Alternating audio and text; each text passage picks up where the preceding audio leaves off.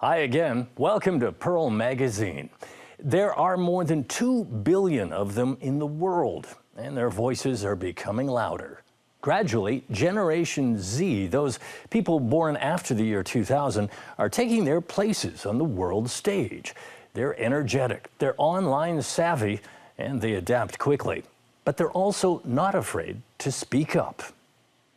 17-year-old Greta Thunberg from Sweden is among a growing number of Gen Zers who've run out of patience with older generations, especially on pressing issues like the environment and sustainability.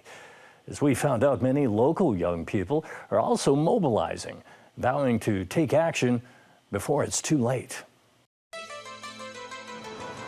The current global warming and rising sea level are the norm to post-millennials, as it's all they've ever known. I will be living in the future. You guys may have already left, but I'll still be here. It's time to wake up and act, because we are really scared. The climate change movement transcends nations, border, and race. Those born after 2000 are passionate about making a change.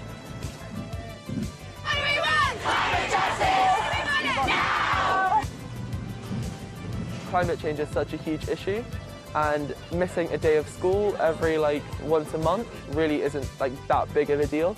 Gen Z believes that the future belongs to the next generation. As such, it's their responsibility to protect the environment. Problems accumulated in the past have become debts faced by our next generations.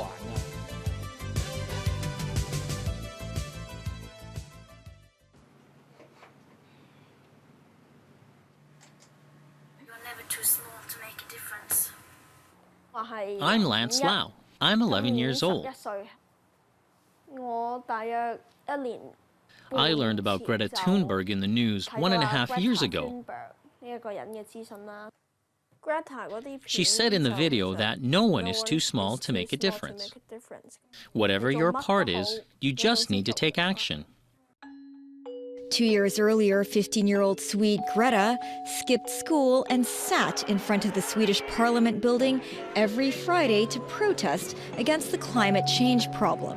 Tell it like it is. How dare you! Lance was only 9 at the time. Greta's actions awakened him to the issue of climate change. Climate change will make the planet warmer, and natural disasters will happen more.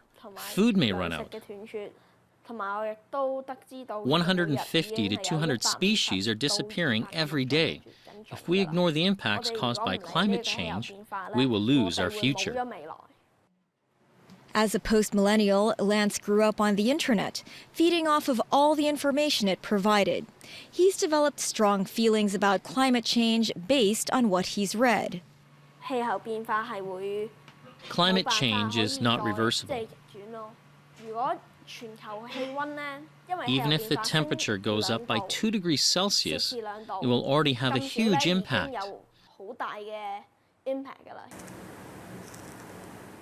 Since last September, Lance has taken every Friday to voice his concerns to the neighborhood. This time, he has a new idea.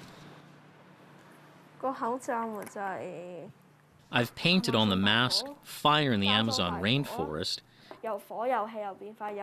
and the Californian forests. The hotter and drier the climate, the faster the fire spreads. This year, while classes were suspended due to the COVID-19 pandemic, Lance took his homemade cardboard placards and introduced the climate crisis to those in his neighborhood. I would do it at school, otherwise, I just do it here. Hi, do you know what's climate change? Oh yeah, we know. Yes, sometimes. I stand on the yellow line, otherwise there would be people on either side asking me to leave. They're on private land. There's no other way but standing on the yellow line.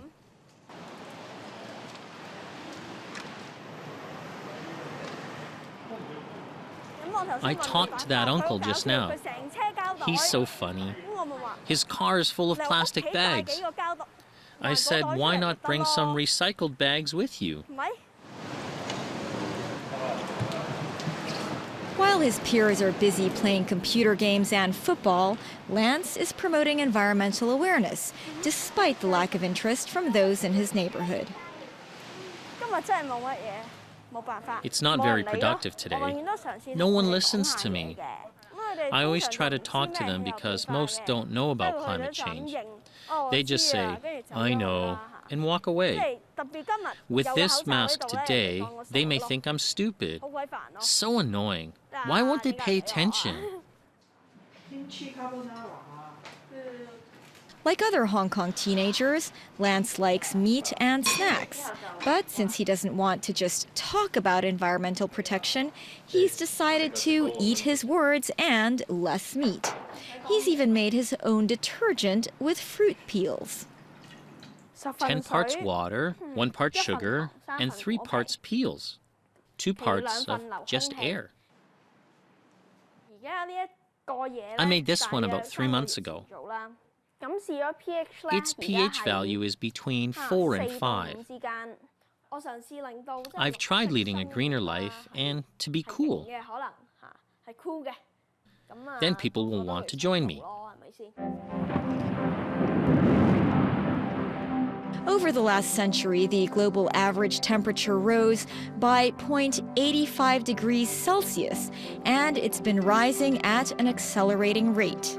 Reports say sea levels have risen due to melting ice caps in the polar regions.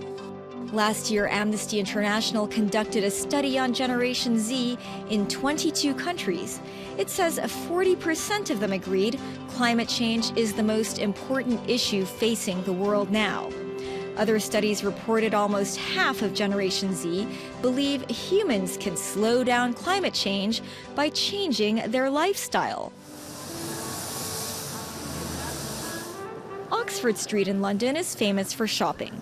It's home to well-known brands and boutiques here. And it's always packed with people on weekends.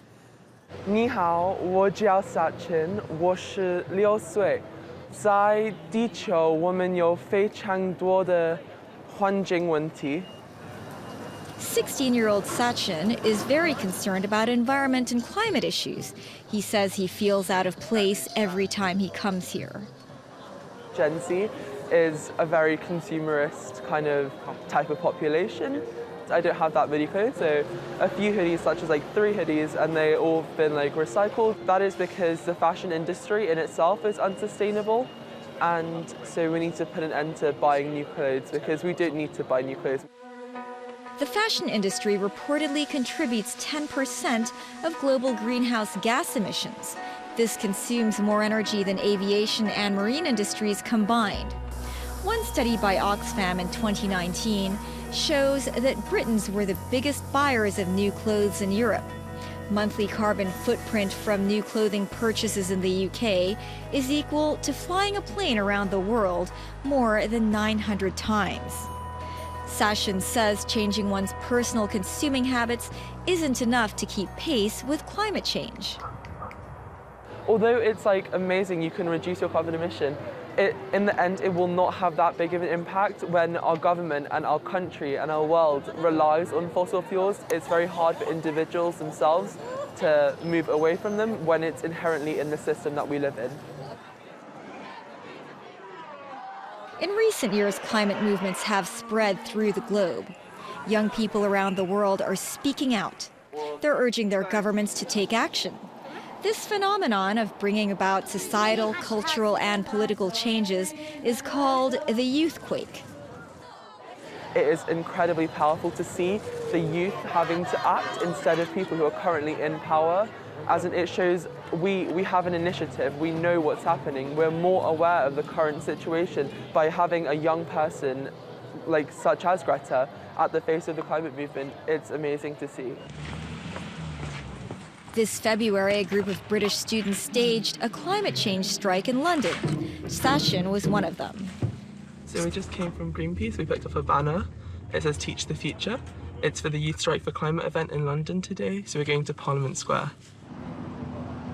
He's supposed to be in school today, but he's chosen to skip class.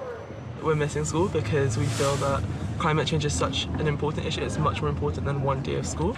If we're not getting taught about the climate emergency, we're not getting taught about the ecological crisis, and we won't therefore know how to deal with it when we get to like an older age and when the effects are hitting us.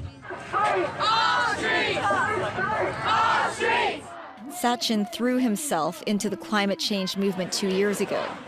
Every month, he and other members organize big events, such as marches and assemblies, hoping to inspire other young people. Right there's like 5-year-old people, 4-year-old people, and they're all skipping school. I think they do understand that it is a huge issue. 4 years old and learning about it is just amazing at the same time.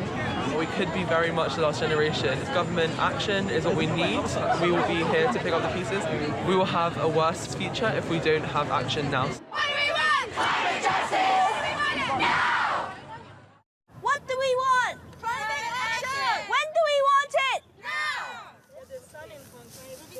In Hong Kong, public awareness of environmental issues is low, but Lance is keeping faith.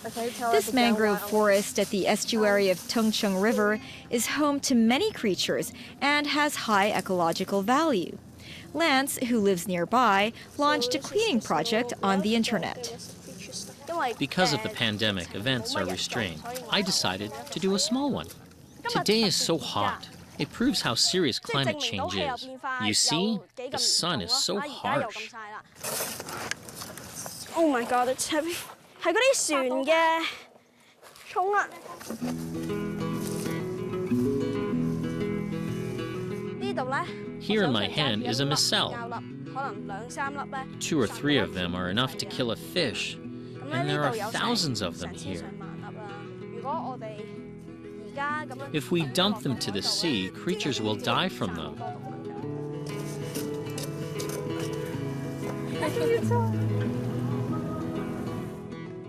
Tung Chung is so special and close to nature. I regard it as my backyard garden. I must clean it.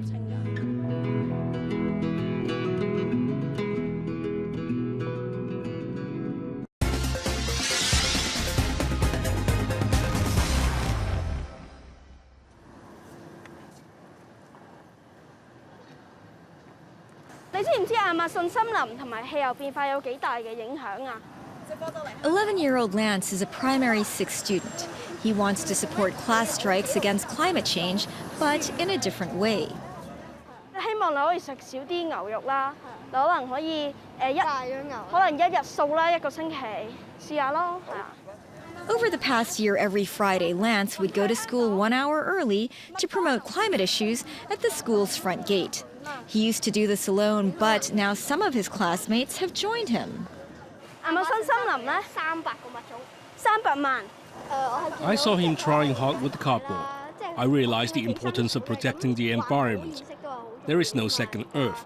We must save the Earth. So I've come to help.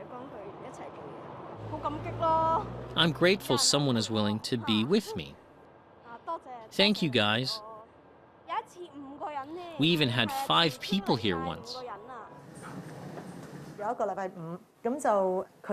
It was a Friday when he refused to go to class. He took the cardboard and walked down the corridor.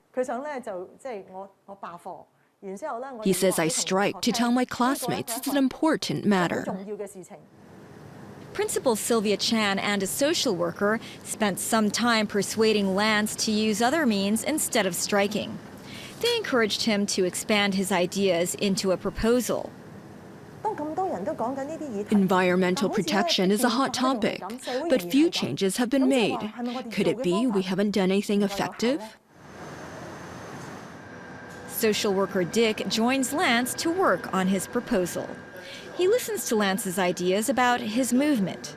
Dick says he's witnessed changes in Lance and the other classmates throughout the year. Some students thought it would just be a short-lived passion, but one student told me 2 or 3 months later he didn't expect Lance would persist for so long. Maybe I can go help him. At that moment I felt his determination inspired others and changed their minds.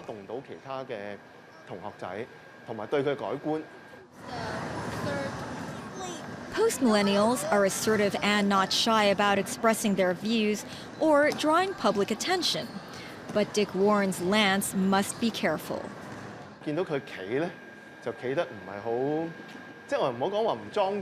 I saw him stand there, not serious enough, but coltish. I reminded him, "You are promoting something positive. You should look respectful and serious, not playful." He replied, "Yes, you're right."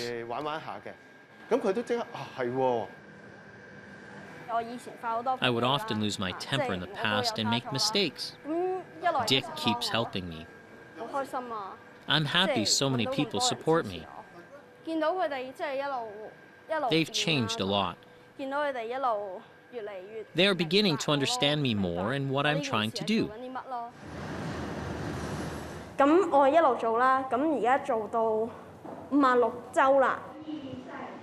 Today, Lance arrives at his secondary school to share his views and actions on climate change. I never expected him to be so brave and outspoken. We might have taken a back seat or just hating the crowd. 呢3個人坐緊嘅範圍係我。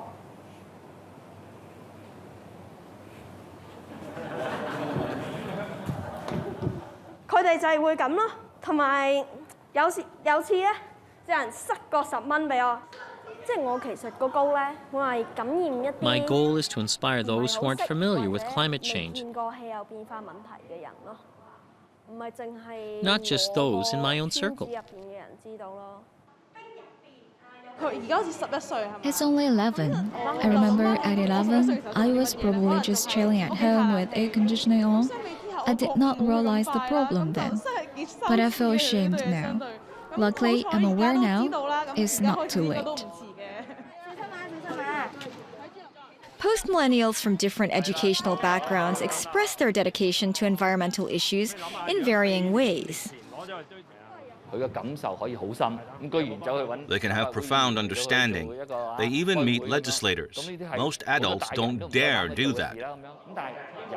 Some conservative students may not stand up, but they support them. What matters most is that they communicate and understand each other more. Ringo is the founder of an environmental protection organization. He continually reminds post-millennials to care about the environment. Today, he's leading a class of students on a check of some solar panels. 108塊。哇，好壯觀！咁舊嘅校舍都有108塊。 Even an old building like this can have 108 pieces of solar panels, generating 50,000 units of electricity annually. If hundreds of school buildings replace their standard 30-piece solar panel system, it will help slow down carbon emissions a lot. Ringo says as education and climate crisis is becoming more prevalent around the world, in Hong Kong, such efforts are mostly done by NGOs and schools. Many people know climate change affects young people, especially post-millennials. It's important for the schools and the general public to know more about it.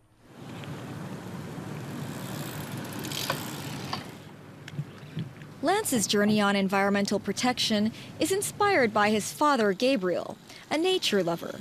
They live in Tongcheng and care about this district's development. Gabriel once brought Lance to a community forum when he was 6. Without any preparation, Lance was asked to give a short speech. He said, "Actually, I'm not for land reclamation. It will destroy the dolphins' living space. It's cruel to them. I'm not against new buildings, but we can build them on the hilltops on a smaller scale." The audience was so quiet after his speaking, and I started to feel scared. Then they applauded. Gabriel and Lance both like playing board games. They're now designing a game about climate crisis so young kids can learn about the issues. I do not intend to train him to be an activist, but to educate him as an international citizen, caring for the international community and making contribution to the society. Environmental protection is a hot topic for millennials all over the world. 16-year-old British student Sachin also hopes to raise public awareness of it. The UK government was the first country to declare a climate emergency. You've told us that it's there, but then you haven't done anything. It's very evident to see that they are just focused on the financial element of the country. They are focusing on building oil plants.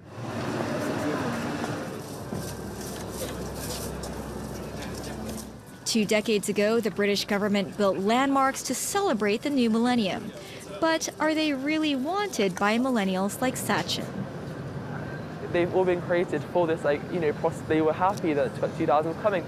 But what we're seeing from them and their actions right now are saying completely the opposite message to us. The financial aspect of the UK, it's incredibly wealthy country. It has money compared to other countries where they don't have as much money to put into sustainable energy.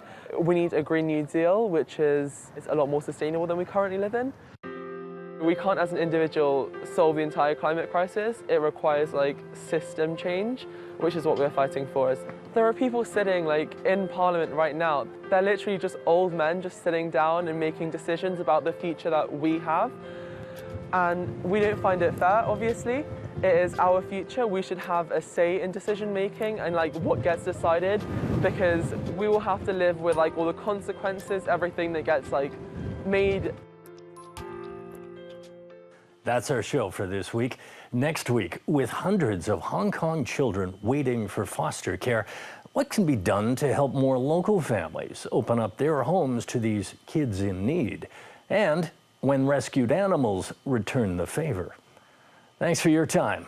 See you next week.